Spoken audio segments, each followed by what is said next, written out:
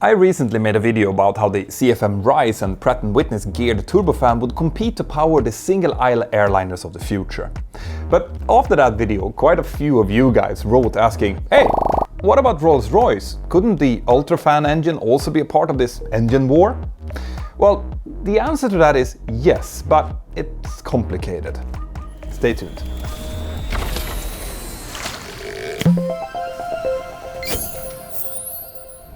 So let's start with having a look at Rolls-Royce history to better understand where they are right now. Rolls-Royce was first established in 1906, founded by Charles Rolls and Henry Royce.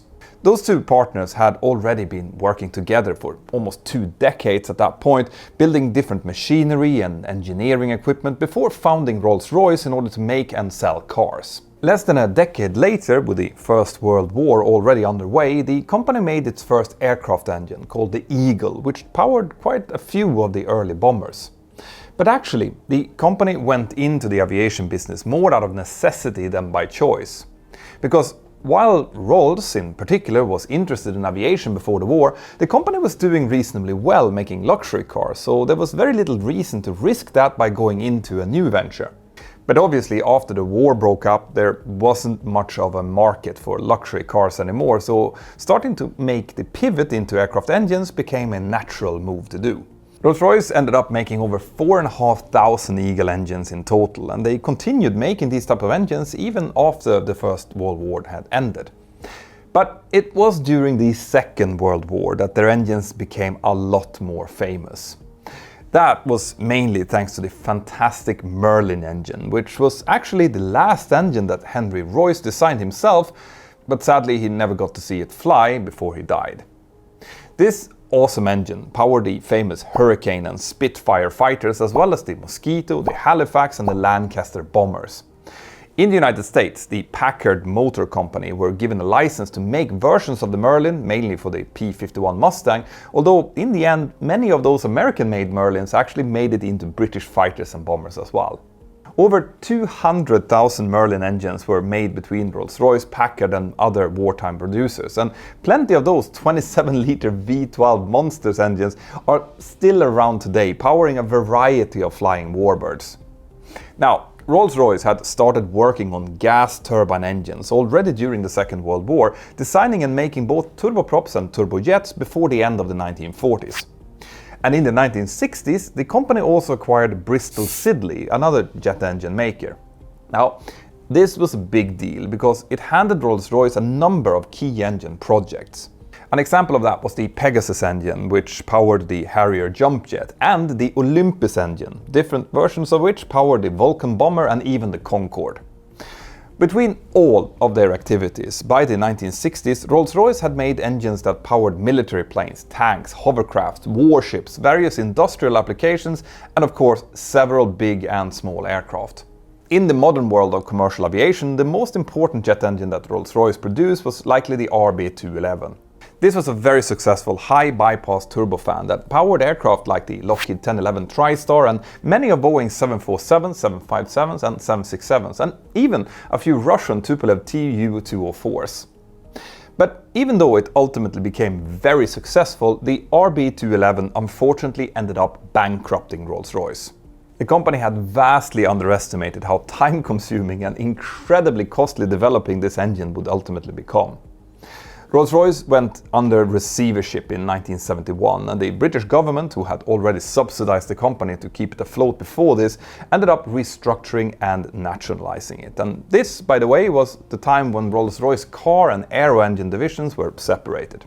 It took years before Rolls-Royce could finally start reaping the rewards of the RB211's eventual success, but the company was helped by the fact that a lot of its older turbojet, turbofan and turboprop engines, some going back as far as to the 1940s, continued to be used both in civil and military roles. This meant that these engines needed spare parts and maintenance, which provided a steady flow of revenue for the company even during its darkest times, and that's a point that's worth remembering. Rolls-Royce has since continued to produce new engine designs for various industries, including of course commercial airliners. But when it comes to the future, the direction that the company has taken during the last few decades is now raising some serious questions, including the one that we started this video with.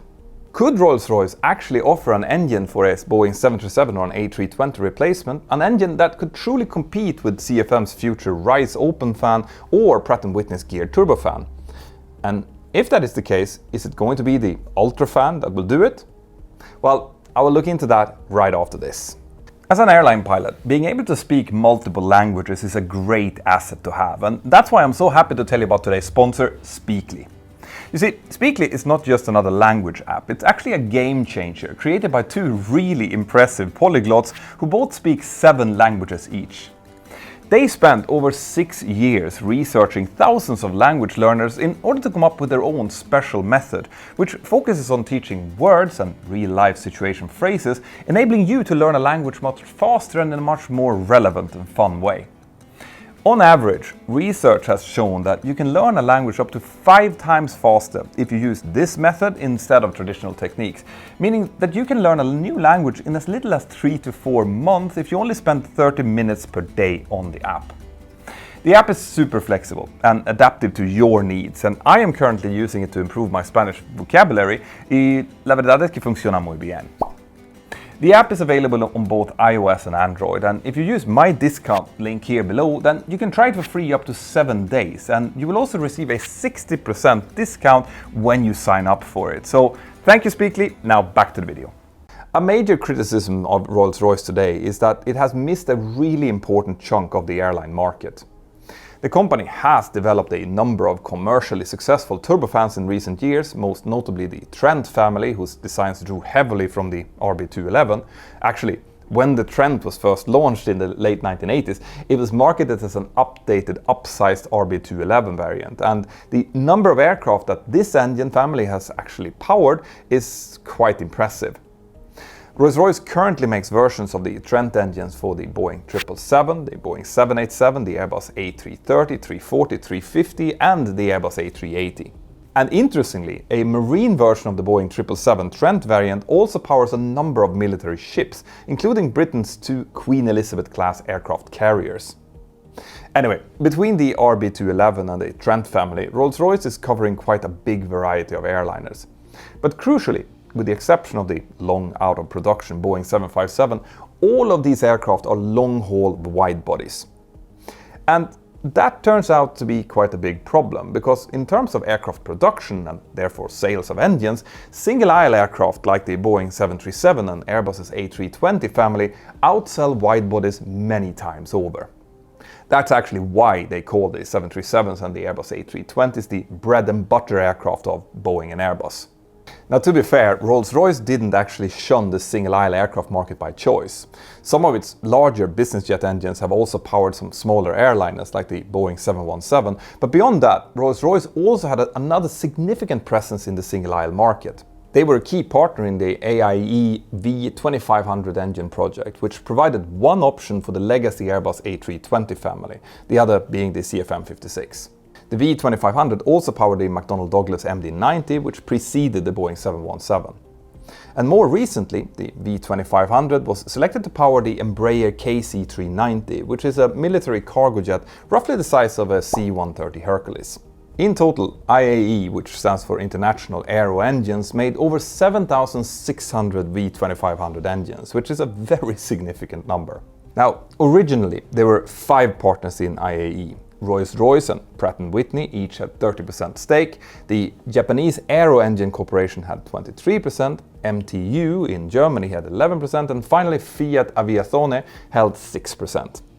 And given its precipitation in this partnership and the strong sales with the A320 operators, Rolls-Royce felt safe to continue to concentrate on making engines for wide bodies, business jets and helicopters. But the thing was that Rolls-Royce's participation in AIE ended in 2011. In October that year, Pratt & Whitney bought out Rolls-Royce's shares, and at the time, the idea was that Rolls-Royce would eventually join Pratt & Whitney in developing the PW1100G geared turbofan engine, but that never happened. What did happen was that by exiting the IAE joint venture, Rolls-Royce stopped getting a share in revenue from servicing and overhauling those 7,600 V2500 engines, and that turned out to be a really big blow. Remember, during previous rough times for Rolls-Royce, maintenance, service and overhaul revenue was really the only thing that had kept some money rolling in for them. So losing a steady flow of cash coming in from the single-aisle airliner market was a truly big loss and potentially a threat in case of a new hit to the aviation market. Now, at this point, it's probably worth explaining a little bit about how jet engine manufacturers actually make their money nowadays. You see, developing and making jet engines is ridiculously expensive. So expensive that realistically, engine makers won't normally get anything even close to a return of that investment simply by designing and selling the engines themselves. No, the profit from developing an engine instead will come over time as the engine goes through maintenance, repairs and overhaul. And important in this story is that Rolls-Royce actually have taken this principle one step further with the introduction of their power-by-the-hour service contracts. What this means is that an airline pays a relatively small upfront amount to purchase the engines for their new aircraft, and instead they then pay Rolls-Royce a fixed amount per flight hour, which includes the engine's service and maintenance. Think of this as a subscription service for jet engines, kind of like how it's cheap to get a new phone as long as you sign up for a long expensive contract with a network company. This actually works great for everyone involved under normal circumstances, because for the airlines this makes their engine purchase and service costs very regular and predictable. And for the engine maker, Rolls-Royce in this case, the agreement assures a steady, high revenue stream and very predictable needs in maintenance personnel, parts and other things. But that also assumes that everything is going according to plan and that the planes are actually flying and building up those billable hours. Obviously, and unfortunately for Rolls-Royce, there has been a couple of reasons why this haven't always worked out in recent years. One reason involves the Rolls-Royce Trent 1000, which powers the Boeing 787. This engine entered service in 2011, but less than 5 years later, engineers found that premature corrosion was causing cracks in the engine's turbine blades. Dozens of aircraft were grounded because of these problems, impacting a lot of airlines and also costing Rolls-Royce billions. As Scott Hamilton explains in Leham News, repairs for these engines forced Rolls-Royce to slow down maintenance work on its other Trent engines, which obviously ended up costing them more time and even more money. And then came 2020, a year that will live in infamy in the aviation world. Obviously, everyone in aviation was hit by the pandemic in different ways, but as I've explained in previous videos, long-haul flying took much longer to recover after the pandemic had subsided. In reality, it took as long as until this year, 2023, so almost 3 years for that to happen. And since Rolls-Royce essentially only made engines for wide bodies and were relying on those power-by-the-hour contracts to get paid, they suffered very badly. Rolls-Royce, one of the greatest names in British engineering, is the latest major company to reveal the economic cost of the pandemic. With regards to the future, Rolls-Royce have had yet another bit of bad luck, specifically bad timing. And this finally brings us to the UltraFan. Originally, the UltraFan was planned to be Rolls-Royce's answer to Pratt & Whitney's geared turbofan. It is a completely new engine architecture, which would replace the Trent family, but also give the possibility to be scaled downwards into smaller sizes in order to fit smaller aircraft as well. Now, if it all goes well for Rolls-Royce, the UltraFan might still be able to achieve that. But a few years ago, it actually looked really bright, because Rolls-Royce thought that they already had a customer ready to go, and that would be Boeing. The idea was that the UltraFan would be developed to be used on their new mid-sized airplane, or NMA, which Boeing was planning to launch. This was of course before the 737 MAX groundings completely changed all of Boeing's plans, but we'll get to that in a second. The problem was that Boeing in 2018 and 19 planned that the NMA should be flying as early as 2025, an impossibly tight deadline for an engine to be developed, tested and certified. And it was that 2025 NMA launch date that was the reason that Rolls-Royce cited when they announced that they were actually withdrawing from Boeing's competition to provide an engine for it. Of course, what actually ended up happening was that Boeing later put those NMA plans on ice before ultimately cancelling them in 2020 during their scramble to contain their losses following the 737 MAX groundings. But Boeing's change of plans and the following pandemic meant that if Rolls-Royce now wants to, they should have plenty of time to finish developing the UltraFan engine before Boeing or Airbus have any new aircraft that will actually need it. So, will they? Well, to try to understand that, we have to look at what technologies Rolls-Royce can put to the table compared to what Pratt & Whitney and CFM are already doing with their designs.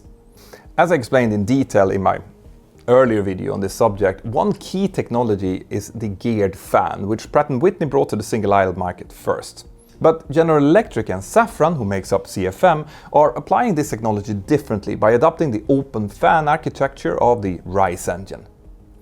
The other key technology is the use of advanced ceramic matrix composites that enables the engines to run at hotter temperatures and therefore more efficiently. Together with those technologies, Pratt & Whitney and CFM also needs to miniaturize their engine cores as much as possible to help them increase their engine's bypass ratio. So, what is Rolls-Royce bringing to the table? Well, like the other engine manufacturers, Rolls is investing in new lightweight materials designed to bring down the weight of its next engine significantly. The British company is also fitting the UltraFan with a gearbox to drive its fan slower than the rest of the core, so that's very similar to what the others are doing. But as some of you guys pointed out in the comments in my previous video, Rolls-Royce has also pioneered a 3-spool jet engine design. Now, that's a bit too complicated to explain in this video, but it is basically a different way to make the different parts of a jet engine rotate at different speeds by using multiple turbines in the rear to drive multiple concentric shafts. The UltraFan will also have a lean burn combustor system to reduce emissions and fuel burn, and a new configuration of the 3-spool core, which is necessary since the fan at the front now has a gearbox fitted to it.